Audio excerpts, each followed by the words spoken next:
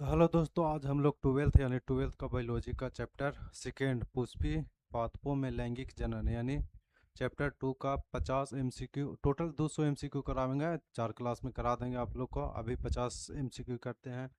आप इतना विश्वास रखिए कि इससे तो बाहर ज़्यादा नहीं आएगा चैप्टर 2 से, और खास करके ऑब्जेक्टिव में। आपका हम ये पुष्प के बारे में भी एक लेक्चर लिए हैं, तो आप जाकर वहाँ पर विजिट कर सकते हैं। और हाँ, आप हमारे चैनल पर नए हैं तो सब्सक्राइब ज़रूर कीजिएगा। तो चलिए हम लोग आप स्टार्ट करते हैं। जो भी बिहार बोर्ड या यूपी झारखंड लमसम में बायोलॉजी का जो भी है, बिहार यूपी बोर्ड हो गया, झारखंड बोर्ड हो गया, तो ये सब ज़रूर आप लोग वीडियो देखें। और हाँ, आप चैनल पर नए हैं तो सब्सक्राइब ज़रूर कीजिए। हाँ, आपका सब्सक्राइब करने से हमको तो पैसा तो नहीं मिलता, सिर्फ मोटिवेशन बहुत ज़्यादा मिलता है। तो आप जितना आप लोग शेयर कर भी दीजिएगा। चलिए चलते हैं, आगे चलते हैं। चलिए स्टार्ट करते हैं क्वेश्चन नंबर 1 से। यहाँ पर बुल्लू ले ले। फूलों में नर जनन अंग को क्या कहते हैं? फूलों में नर जनन अंग को क्या कहते हैं? तो ये पुंकेसर कहते हैं। ऑप्शन ए स्त्री केसर, तो ये स्त्री केसर ये फीमेल जनन हो गया। पुष्पासन, देखिए पुष्पासन इसको बोलते हैं। जो ये फूल हो गया, यहाँ पे ये रहता है, ये वृंत हो गया, इसको पुष्पासन बोलते हैं। बाह्यदल पुंज, जो यहाँ पर हरा कलर का होता है वह बाह्यदल पुंज होता है। और ये जो कलर रंग होता है इसको दल पुंज बोलते हैं। चलिए तो अगला क्वेश्चन देखते हैं। परागकण किस अंग में बनते हैं? तो बताइए, परागकण किस अंग में बनते हैं? तो परागकण परागकोश में बनते हैं। तभी बताएं, ये आपको ऐसे हो गया, ये आपको पुंकेसर हो गया। यहाँ पर आपको गोल टाइप के दिखेगा, ये पराग कोष हो गया। इसको ऊपर ऊपर ये पराग कण भी रहता है। तो चलिए आगे चलते हैं। एक पराग कण में कितने केंद्र होते हैं? तो एक पराग कण में 2 केंद्र होता है। जब निषेचन करता है तो वर्तिका से होते हुए वर्तिकाग्र तक 2 ही पराग कोष अंडाशय तक पहुंचता है। Option B. चलिए अगला क्वेश्चन। पुष्प में कौन सा भाग फल बनाता है? पुष्प में कौन सा अंग फल बनाता है?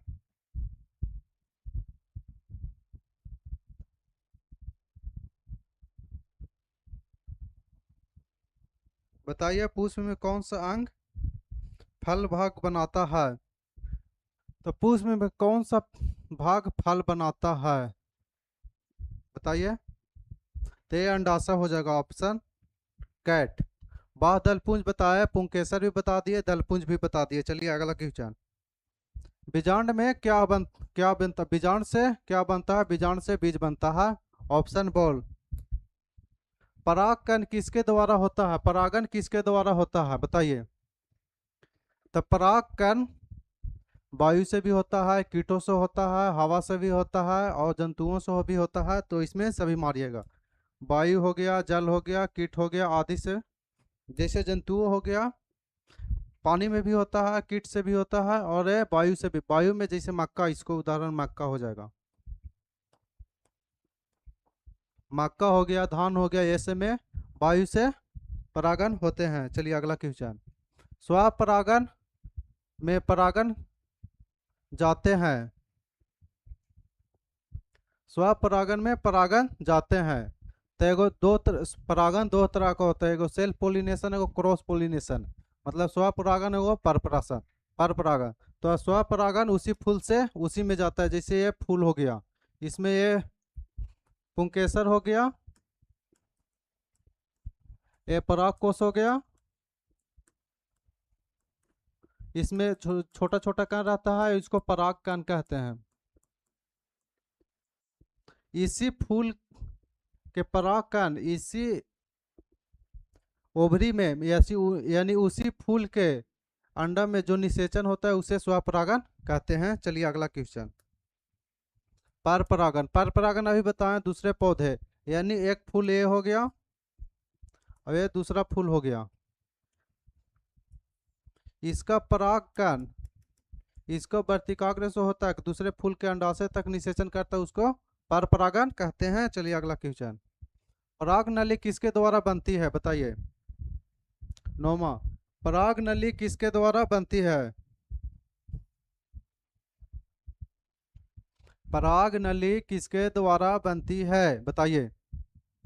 क्वेश्चन नंबर 9, पराग नली किसके द्वारा बनती है? ते परागन द्वारा बनती है। चलिए अगला क्वेश्चन, द्वि निषेचन किसमें पाया जाता है? द्वि निषेचन यानी द्वि निषेचन किसमें पाया जाता है? क्वेश्चन नंबर 10, द्वि निषेचन किसमें पाया जाता है?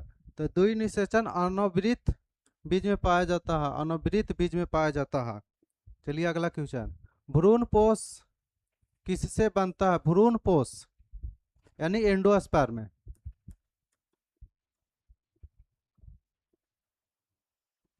एंडोस्पर्म किससे बनता है? ते त्रिसंलयन से बनता है। Option ball. इसमें क्या होता है कि ये देखिए,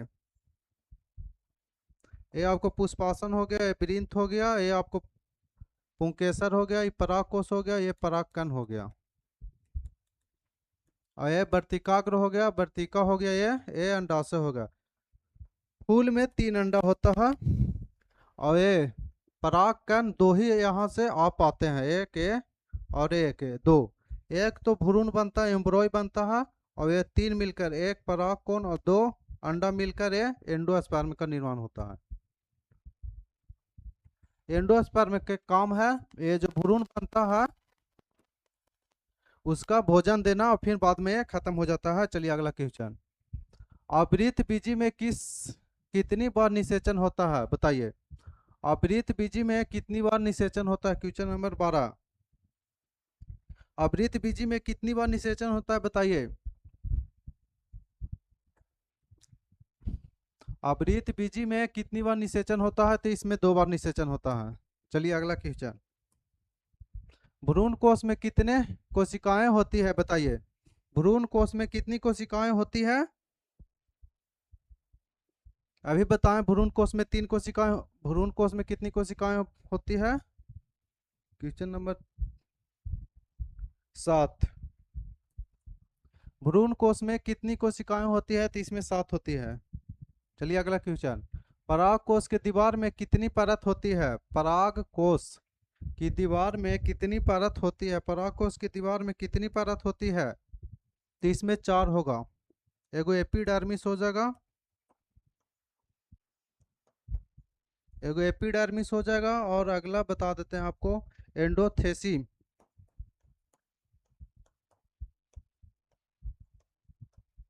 एंडोथेसियम, और मध्य परत, और टेपिटम,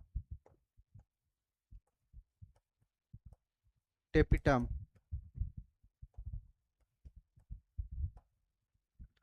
तो पराग कोश की दीवार में कितनी परत होती है? पराग कोश की दीवार में 4 परत होती है, एपिडर्मिस, एंडोथेसियम, और मध्य परत, और पट्टी, टेपिटम, टेपिटम। चलिए अगला क्वेश्चन, टेपिटम किसका भाग है बताइए। 15 का, टेपिटम किसका भाग है? तो टेपिटम पराग कोश का भाग है।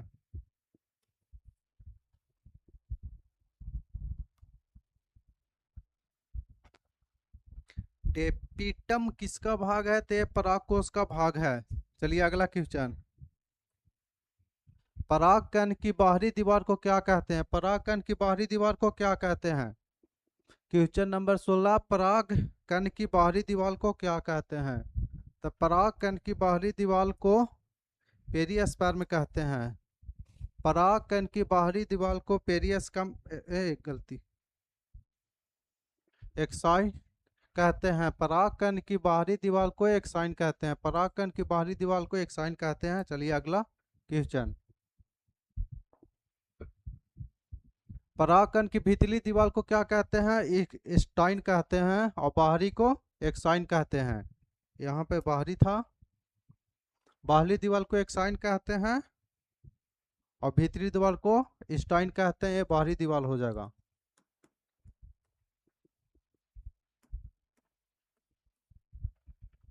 तो परागकण की भीतरी दीवार को स्टाइन कहते हैं, और बाहरी दीवार को एक्साइन कहते हैं। चलिए अगला क्वेश्चन,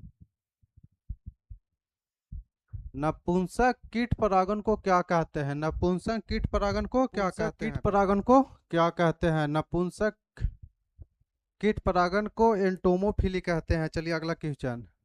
वायु परागन को क्या कहते हैं? वायु परागन को एनीमोफिली कहते हैं। वायु परागन को एनीमोफिली कहते हैं। एंटोमोफिली ये कीट द्वारा होता है। और थिनोफिली ये पक्षी द्वारा होता है। और हाइड्रोफिली ये जल द्वारा होता है। तो वायु परागन को एनीमोफिली कहा जाता है और यहाँ पर एंटीमोफिली कीट कीट एंटोमोफिली में कीट से परागन होता है। चलिए अगला क्वेश्चन फिर से पढ़। वायु परागन को क्या कहते हैं? एंटोमोफिली कहते हैं। एनीमोफिली कहते हैं। एंटोमोफिली कीट द्वारा होता है। हाइड्रोफिली जल द्वारा और थियोफिली ये पक्षी द्वारा होता है। चलिए अगला।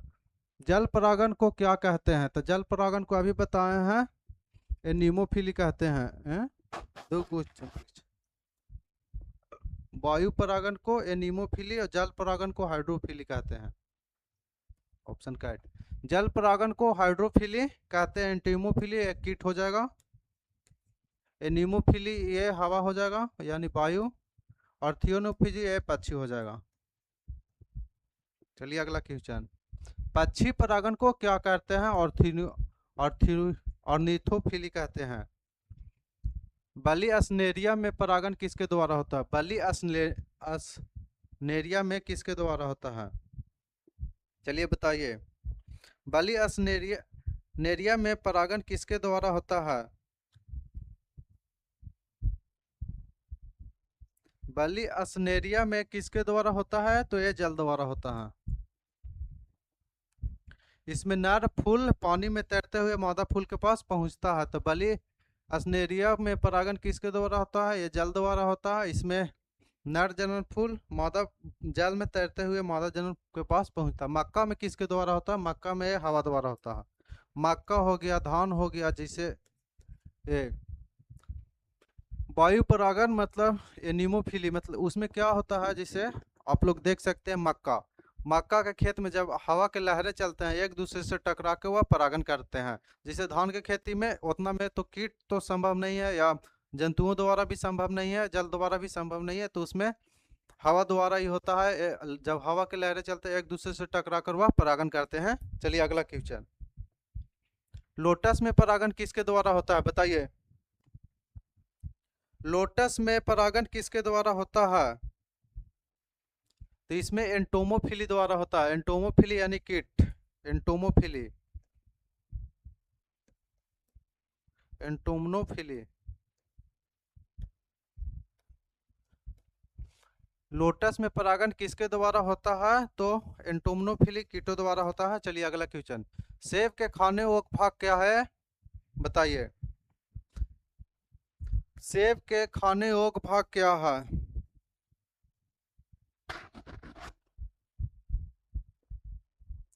तो सेब के खाने योग्य भाग पुष्पासन है। बीज को नहीं खाया जाता है। फल भित्ति जो उसको सेब के ऊपर बाहरी ऊपर वाला परत होगा, ये बाह्यदल पुंज, ये तो है ये नहीं है ये। आम के खाने योग्य क्या है? फल भित्ति है, मतलब फल भित्ति। बीजावरण ये उसको नहीं खाया जाता है। चलिए अगला क्वेश्चन।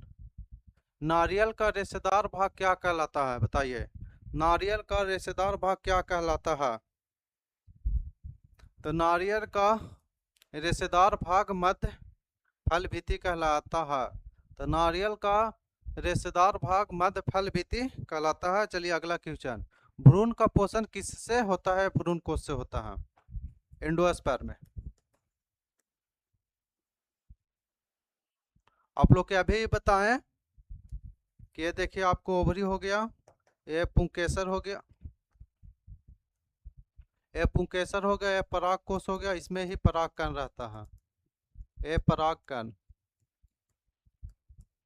ये पुंकेसर हो गया, ये पराग कोश हो गया,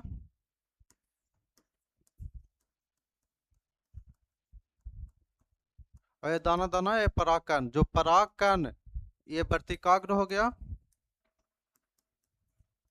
ये वर्तिका होगा बीच में, इतना नहीं रहता, ऐसे रहता है, ये वर्तिका हो गया, ये अंडाशय हो गया। जब परागकण वर्तिकाग्र से होते हुए वर्तिका से होते हुए निषेचन करता है तो ये दो परागकण को अंदर लेता है और अंदर 3 अंडाशय होता है, जो एक परागकण और एक अंडाशय मिलकर एम्ब्रॉय यानी भ्रूण का विकास करता है, और एक परागकण 2 अंडाशय मिलकर ये भ्रूण कोश का निर्माण करता है एंडोस्पर्म में, जो भोजन को भ्रूण को भोजन प्राप्त होता है। चलिए, एक बीज पात्री बीजों में कितने बीज पात्र पाए जाते हैं, तो इसमें एक आंसर हो गया 29 का।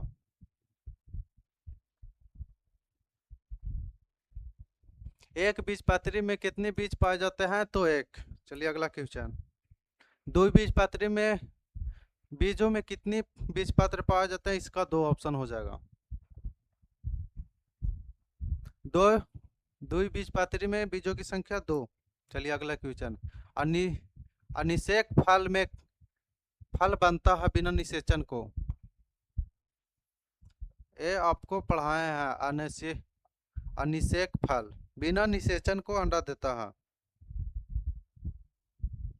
इसमें क्या होता है कि जब आप मादा जननांग है वो बिना फीमेल को ही निषेचन करके अंडा देता है उसमें, वो बताएं। केला किसका उदाहरण है, बताइए। केला किसका उदाहरण है, तो ये अनिषेचक फल का उदाहरण है। बहुभ्रूणता किसमें पाई जाती है, बताइए। बहुभ्रूणता किसमें पाई जाती है, तो नींबू में पाई जाती है। बहुभ्रूणता किसमें पाई जाती है, नींबू में पाई जाती है। असंगत किसे कहा जाता है, असंग जनन किसे कहा जाता है। असंग जनन बिना निषेचन के बीज बनना असंग जनन कहलाता है। बिना निषेचन के फल नहीं, बिना निषेचन के बीज बनना असंग जनन कहलाता है। चलिए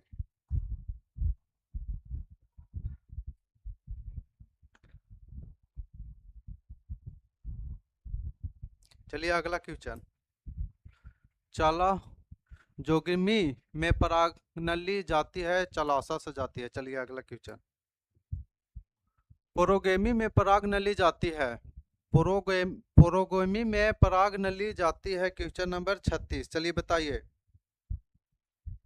पोरोगेमी में परागनली जाती है, बताइए। पोरोगेमी में परागनली जाती है, चलिए बताइए। तो इसका ऑप्शन हो जाएगा माइक्रोपाइलर से, माइक्रोपाइलर से। मेसोगेमी में परागनली जाती है, बताइए।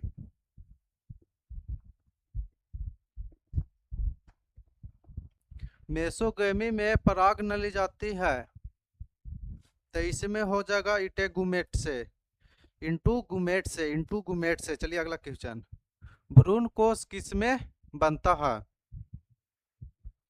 बताइए। भ्रूण कोश किसमें बनता है,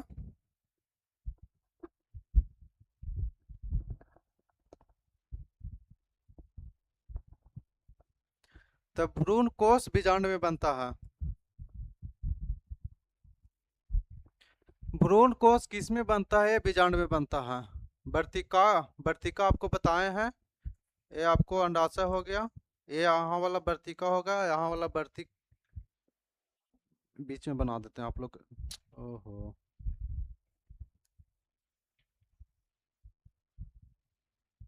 ये वर्तिकाग्र हो गया, बीच वाला वर्तिका हो गया,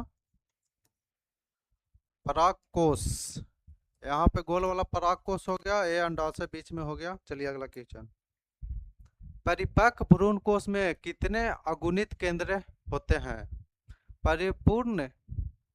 परिपक्व भ्रूण कोश में कितने अगुणित केंद्र होते हैं, तो इसमें 8 हो जाएगा आंसर। चलिए अगला क्वेश्चन, ध्रुवीय केंद्र की संख्या कितनी होती है, बताइए। 40 का ध्रुवीय केंद्र की संख्या कितनी होती है,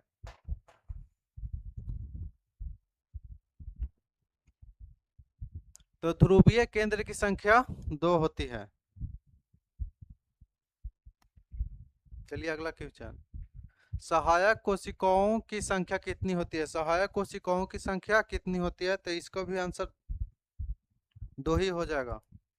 ये प्रतिमुखी कोशिका, प्रतिमुखी कोशिकाओं में कितनी संख्या होती है? इसमें 3 होती है। चलिए आगे चलते हैं।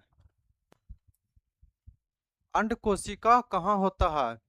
तो माइक्रोपाइलर के सिरे पर होता है। अंड कोशिका कहाँ होता है? तो माइक्रोपोलर के सिरे पर होता है। चलिए अगला क्वेश्चन। अंड कोशिका किससे मिलकर बनता है? बताइए। अंड कोशिका किससे मिलकर बनता है? Question number 44। अंड कोशिका किससे मिलकर बनता है?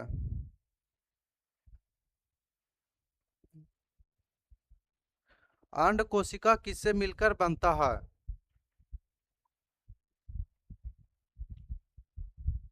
अंड कोशिका किससे मिलकर बनता है? शुक्राणु से मिलकर बनता है। द्विगुणी ध्रुवीय केंद्र और शुक्राणु से क्या बनता है? भ्रूण कोश बनता है। आप लोग के बताए हैं।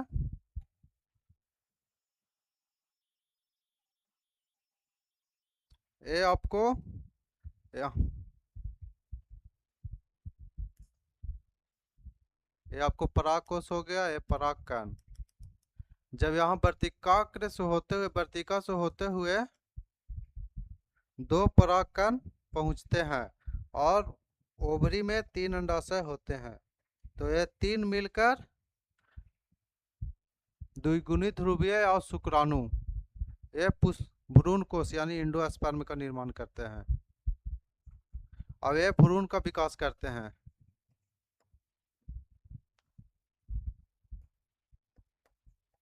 ये भ्रूण, तो ये एंडोस्पर्म का काम है, ये भ्रूण का पोषक पदार्थ देता है भ्रूण। ये भ्रूण भोजन ग्रहण करता है भ्रूण कोश से ही। तो द्विध्रुवीय यानी 2 अंडाशय और 1 शुक्राणु मिलकर भ्रूण कोश का निर्माण होता है। चलिए अगला। भ्रूण कोश त्रिगुणी में 3 गुना क्या होता है? तो 1 शुक्राणु होता है और 2 ओवम होता है, ओवरी। 1 शुक्राणु और 2 ओवरी। अभी बताया भ्रूण कोश त्रिगुणत में क्या होता है? यानी एंडोस्पर्म में कितनी होती हैं? तो 1 शुक्राणु होता है और 2 अंडाणु होता है, उसको मिलकर भ्रूण कोश एंडोस्पर्म का निर्माण होता है। चलिए अगला क्वेश्चन। प्राथमिक भ्रूण कोश केंद्र में का गुणसूत्र संख्या क्या है? प्राथमिक भ्रूण कोश केंद्र का गुणसूत्र संख्या कितना है? बताइए।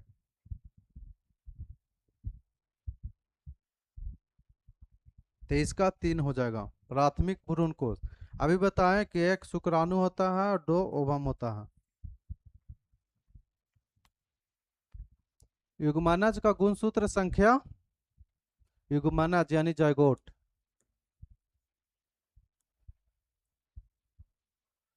इसका ऑप्शन 2 हो जाएगा, 2n। देखिए जायगोट यानी मेल गैमेट या फीमेल गैमेट, मेल से शुक्राणु और फीमेल से ओवम, दोनों जब आपस में निषेचन करता है, फर्टिलाइजेशन करता है, तो वो जायगोट का निर्माण करता है। आगे चलकर भ्रूण यानी मानव में ये बच्चा पैदा होता है, भ्रूण यानी पौधे में ये फल में विकसित होता है। तो 2। चलिए आंसर ऑप्शन बॉल।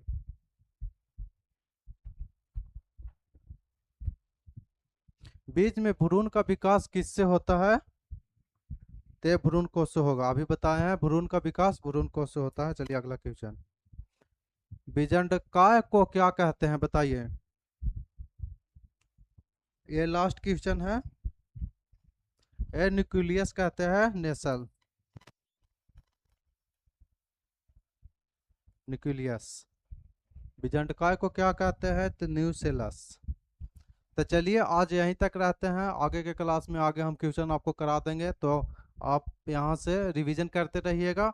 और 200 क्वेश्चन है टोटल चैप्टर 2 से। तो आप हमारे चैनल पर नए हैं तो सब्सक्राइब कीजिए और हाँ, पढ़ाई लिखाई पर ध्यान दीजिए और इधर उधर पर थोड़ा बहुत कम ध्यान दीजिएगा। तो चलिए ठीक है, आगे मिलते हैं नेक्स्ट क्लास में। धन्यवाद।